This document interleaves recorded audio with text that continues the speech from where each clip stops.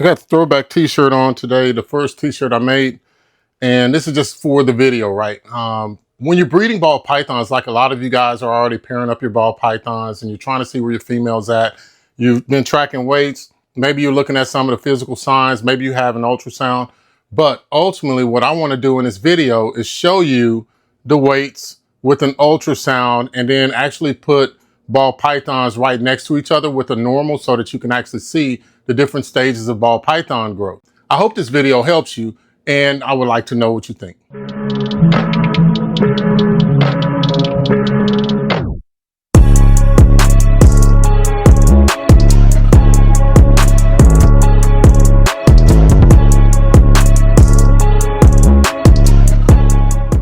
Hey guys, how's it going? This is Paul with Spheric Reptiles, and I know the intro is very cumbersome and hopefully it went over well, but again, I have this throwback t-shirt on for a reason. This is now one of my breeder females. She's in her second year of breeding, but when you're breeding, like a lot of you are, what you're probably thinking is, if you're new to this, where's my female ball python at?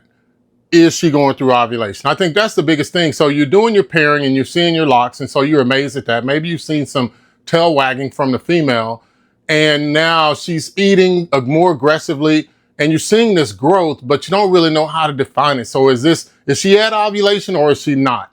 Is she, and that's the question. That's the is she question. Is she or is she not? Hopefully I can cover some of these things in this video to just show you where some of our animals are in their stages of breeding. And hopefully this is something that can transfer over to you. One of the things that I really want to point out is that when we start pairing up, generally within a month or two, we're pairing up all of our animals that we're going to do for that time frame at the same time. They don't always go at the same rate. Some females grow faster, some grow slower, but what I want you not to do is to just give up. So I'm going to say this up front, just stick with the plan. Don't change up your pairings because it can be expensive, as you've seen some of my videos from before when I had the Who's Your Daddy video over the dual sire clutch. That clutch is still costing me money, man. I mean, some good results, but it still costs me a lot of money. But hey, let's get right into it. So this is the baby that's on the shirt. That's why I wore this shirt, and you see how big she is. And let's get a weight on her to see where she's at. So it says 2,526 grams is where she's at. And let's get an ultrasound on her just to see what she's doing during her development. So again, I grab them mid-body weight with my hand.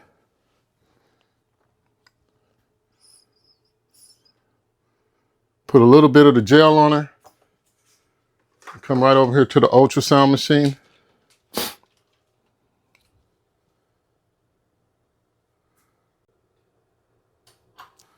So those are her follicles.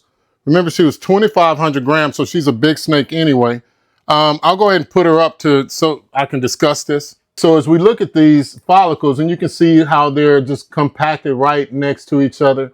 And I'll get a measurement on one, hopefully on the edge. Let's sit, go all the way diagonally across. And that one says about 10. Let's get another one right here.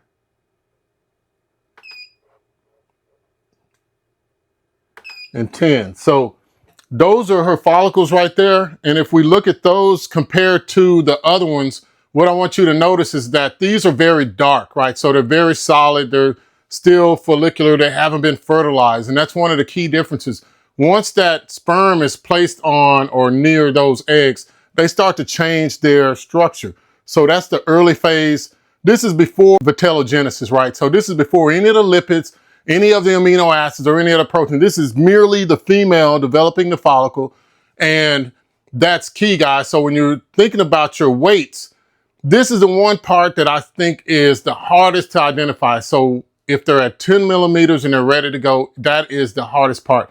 Once they start eating and developing the follicles and they start getting bigger, the physical changes of the animal, the female, starts to be more evident, right? So that's the one part that I think that I discussed in this video right here, where you can actually use the weight. So if you're pairing up and you're seeing locks and you're seeing weight gain over month, remember you're going to get at one point, you're going to get more fluid coming in, so the animal will retain more of the fluid, more of the nutrients from the rodents that you're feeding, and she'll put on a lot of weight. And you'll start to think that hey, my animal is going through ovulation. No, she's just now starting the process. Just like with humans, when the female first gets pregnant, she doesn't have weight gain automatically, but there is a phase where she just picks up a lot of weight. And that's normally after the first trimester, because that embryo, just like in the snake, this follicle needs to be developed, right? But in the human, the follicle is already, the sperm and the egg have already joined, whereas in this case, and this is the part that I really want you guys to know, is that that egg is kept separate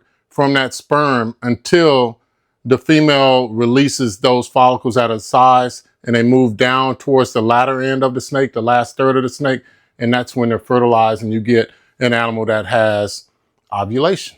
It's kind of simple if you think of it that way. They have to make it to the sperm. The sperm doesn't get to just run all around the body. It stays where she wants it to.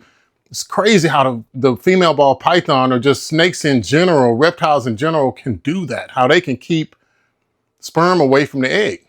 It just seems like it would just go wherever it's at, right? It's all, I mean, anyway. But so that was a 10 millimeter example, and I want you guys to just really pay attention to that. So how could you determine if your animal is at 10 millimeters or not?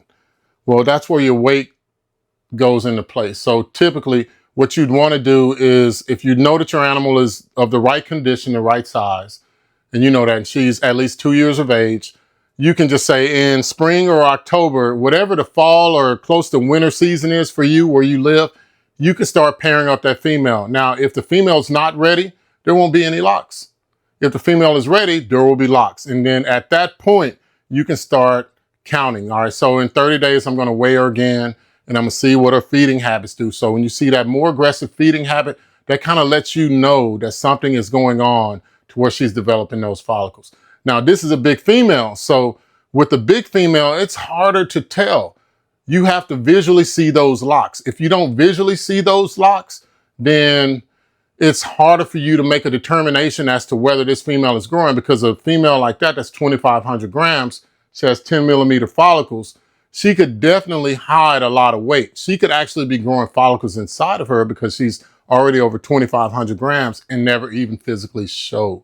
So I think that still monitoring that weight would be a key indicator, because even at 10 millimeters, for her to go from 10 to 20 would be huge as far as her weight gain goes. Now I have Danny, who is a pastel orange dream yellow belly inchy. That's double het for desert ghost and cryptic. You can see that she's at 1,996 grams. It says kilograms there, but I know that, you know, divided by 1,000, it's the same thing. So now let's get an ultrasound on her. We're pairing her up with a Batman yellow belly clown. I know that we can get some ivories from this, but I really want that cryptic or krypton from her, and I want to have het desert ghost for it as well, just to work a side project. See which way is up.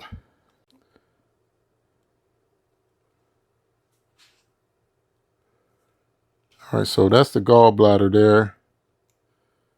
Show y'all the gallbladder. That's the gallbladder there. To show you guys what the size is for her. And it says that that one's 13. Go to the edge of that one.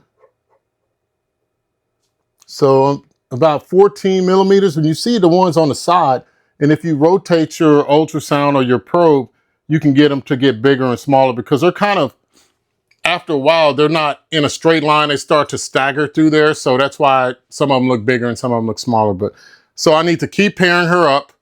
She's still continuing to grow. I haven't seen any things reducing in her as far as size or follicles. So I know that what I'm doing, I just need to keep doing it.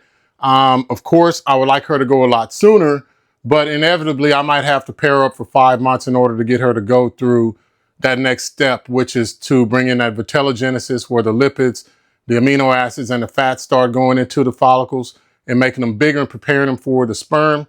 And then later she'll go through ovulation. So that's the plan, guys. But at least right now I got a weight on her, and you can see her size in my hand. She's still a big animal. You can see that her conditioning is very good. She eats well. So I'm not really worried about her. I'll just continue to pair her up. This is Padme. Padme is a Wookiee, and I'm pairing her up with a leopard spot-nosed yellow belly clown or a yellow belly Batman. And her weight is 1,610 grams. So remember these weights because they are what's key to everything that we're doing here when you're trying to breed your ball pythons. Now we'll unfreeze this one. I got the foot pedal. This is a Caxton 5500 ultrasound machine, and it works pretty good for what we're trying to do.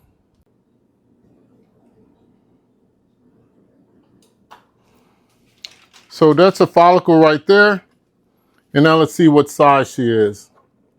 And what I also want y'all to notice is that the follicles do change their size. Like they get more round as they go. So that one says 20. And let me see if I can catch the top of this one.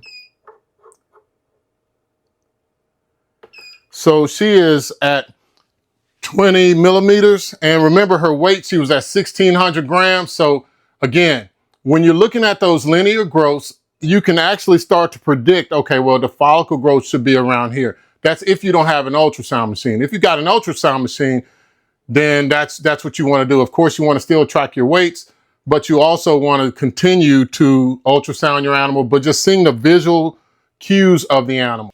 I got Beyonce right here, so let's get a weight on her, just following with the theme. She's 1,768 grams.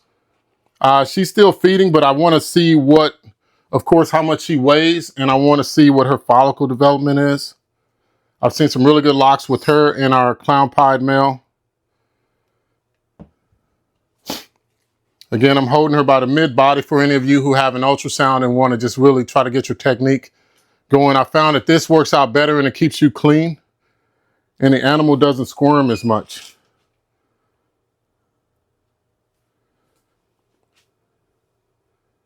So you want to wiggle until you get the largest follicle you can see. And it looks like she has some really large follicles. They might be on the edge of going through ovulation.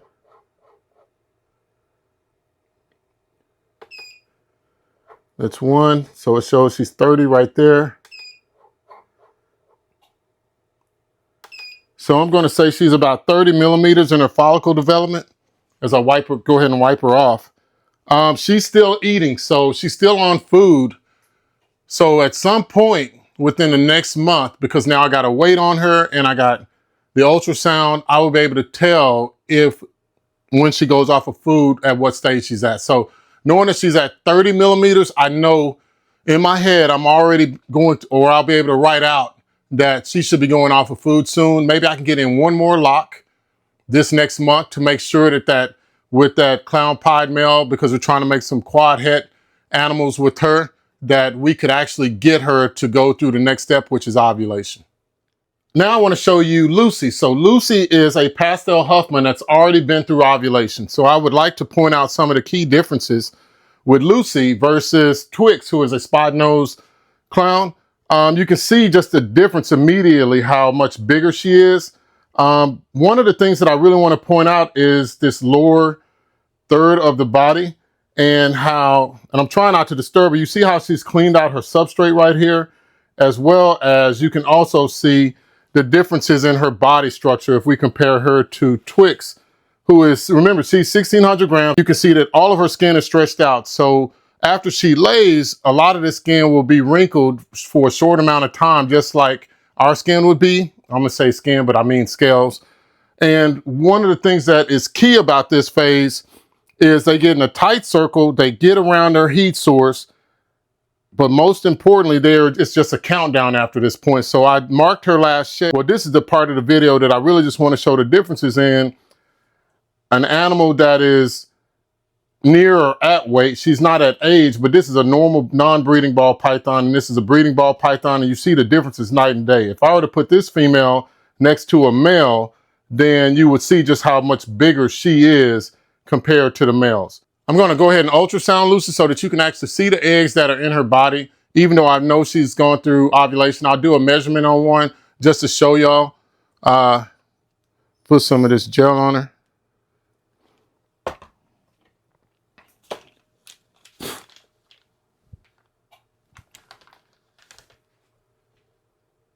And you can see there all of the eggs that are in there.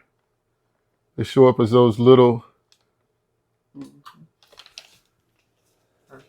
but you can see how this egg takes up the entire shape, and then there's another one that pushes in on it.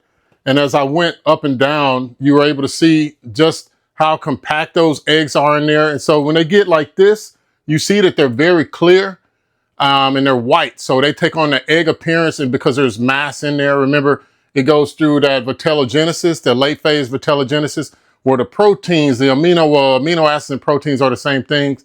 The other enzymes, the fats or the lipids, they come in play, and as well as a lot of the DNA, and you know, it just makes the egg or that embryo start to form, so that egg starts to solidify on the inside, and they end up like this. At this point, your female is off food. She's clearly gotten rid of all of her substrate there, and she's just waiting to lay. So I'm not gonna weigh her. The best thing I can do is wipe her off and put her back and let her be, right? So normally I wouldn't do this, but I felt like if you never see this, then you're never able to recognize what it looks like. Showing Twix, the spot-nosed clown, right next to her, you get to see the difference with them right next to each other. And that was a almost adult ball python. She is over 1,500 grams. I'm talking about the spot-nosed clown. And in this one, she's got to be close to 2,600 or 2,700 grams. But again, I'll just wipe her off, being as gentle as I can with her with my own snotty nose, and then I'll put her back.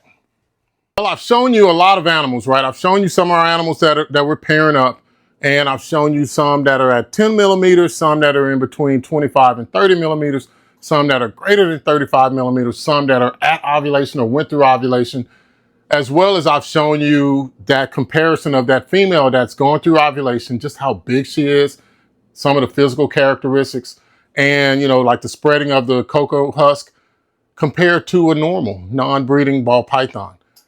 I hope that this helps you guys. The one thing that I want you to hold true to is stick with the plan. Once you start pairing that male up with that female, don't stop unless you see her losing weight, right? So if you see that she gains a little weight in the beginning and then she just stops eating, she stops doing everything, then that could be a telltale sign that that's not going to go through. You want to visually see locks as much as you can, and you want to document those so that you can make sure that this is still working. If you don't continue to see locks, that could also be an issue too. However, let me fair balance. You're not going to be looking at your snakes 100% of the time unless you put a camera in there. And even if you do put a camera in there, the snakes will probably knock it down or mess it up some kind of way, put it in the water dish so that you won't be able to see what they're doing anyway. They're kind of like that. They're used to not being watched. Hopefully this is something that helps you to get a better understanding when you're pairing up your ball pythons and you're trying to get them to produce a clutch of eggs. Especially if you're a new breeder. This is our third season, guys, and it's still something that we're going through, and I'm documenting this all the time. And that's how I'm able to produce these videos for you to actually help you on your journey as well. Look, comment on this video, because guaranteed there's always someone who knows more. But because I didn't see a lot of videos out talking about this content, I wanted to put it out there so that I could just help as many people as I can to be successful. Whether you have an ultrasound machine or you have a scale. You might have both. And if you do, that's great, because then you're well on your way to being able to do this more predictably. But as you document, you'll get to see over time how each one of your females goes through, and when they're ready to be paired up, and at 10 millimeters, 20 millimeters, 30, because you're taking pictures as well. So if you're not, that's what I'm telling you to do. Wink, wink. Take the photos so that you know, or the video, so that you can actually see what this animal looks like at each stage of their development, or at every time that you weigh them. Man, I really do love sharing this information with you, because I really do love my reptiles, not as much as the people that I spend time with, but I enjoy this. So that's why I always ask you to enjoy the time that you spend with your reptiles. And man, let me tell you, love the family while you have them. Thank you.